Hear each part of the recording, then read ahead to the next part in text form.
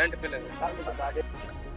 எத்தனை யூனிட் பண்றீங்க மாசம்? ஸோ அதனால இந்த பூந்தோட்டத்து 3A1 சர்வீஸ் வந்து உங்களுக்கு எல்லாம் வந்து அதுதான் கேட்டு வாங்கிருக்கீங்களா? ஆமாங்க. பூந்தோட்ட சர்வீஸ் வந்து உங்களுக்கு ஒரு குறிப்பிட்ட காலத்தட்டங்கள் முடிஞ்ச உடனே வந்து அந்த 10 நிமிஷத்துக்கு மேல ஆயிடுச்சுன்னா உங்களுக்கு அந்த ஃப்ரீ சர்வீஸ் அவுட்டான இலவசமான அந்த என்னென்ன சட்டத்திட்டங்கள் சொன்னாங்க அதெல்லாம் அந்த பெனிஃபிட் கிடைக்கல. அது உதவுதானா?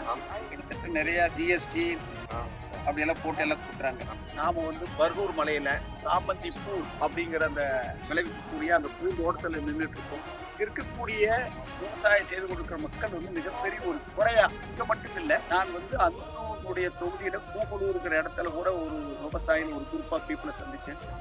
அவங்களும் வந்து இந்த 3A1 சர்வீஸ் வந்து தெளிவான விளக்கம் இல்லாத ஒரு கேள்விக்குறியான சூழ்நிலையில மின் கட்டணத்தை வந்து எங்களுக்கு வந்து அதிகமாக வந்து நாங்க செலுத்திட்டு இருக்கோம். மக்கள் மத்தியில் என்ன சொல்றாங்க அப்படின்னா குறைவான யூனிட் தான் நாங்க பயன்படுத்துறோம். ஆனா எங்களுக்கு வந்து மீட்டரே வந்து சரியான முறையில் இல்ல. அது வந்து நாங்க கொஞ்ச நேரம் ஓட்டினா கூட வந்து அதிகப்படியான மீட்டர் சர்வீஸ் காட்டுற மாதிரி இருக்கு. எங்களால இந்த மீட்டர் வந்து பே பண்ண முடியல. 5000-10,000 கூட இது கட்ட வேண்டிய சூழ்நிலை வந்துருது. நாங்க லைட் எல்லாம் போட்டு யூஸ் பண்ணுவோம்.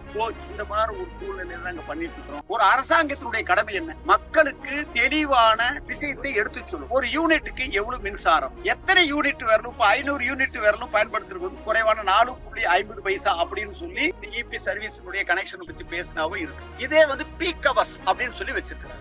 இந்த மாதிரி வச்சிருக்கிறத வந்து இந்த ஏழை எளிய விவசாயி இலவசம் அப்படின்னு சொல்லி வச்சிருக்காங்க. ஏன்னா அந்த தொழிலை வளர்ப்பதற்காக அவங்களுக்கு வந்து இலவசமா கொடுக்கணும்னு சொல்லி சேலம் மாவட்டத்தில எல்லாம் வந்து இலவசமா பல பேர் வந்து இதை பயன்படுத்திட்டு இருக்கிறாங்க. நானே வந்து அங்கிருந்து நான் கேள்விப்பட்டேன். இந்த பூந்தோட்ட 3A1 சர்வீஸுடைய ஒரு தெளிவான விளக்கங்கள் மக்களிடையே இல்லை அப்படிங்கிறது பெரிய குறை.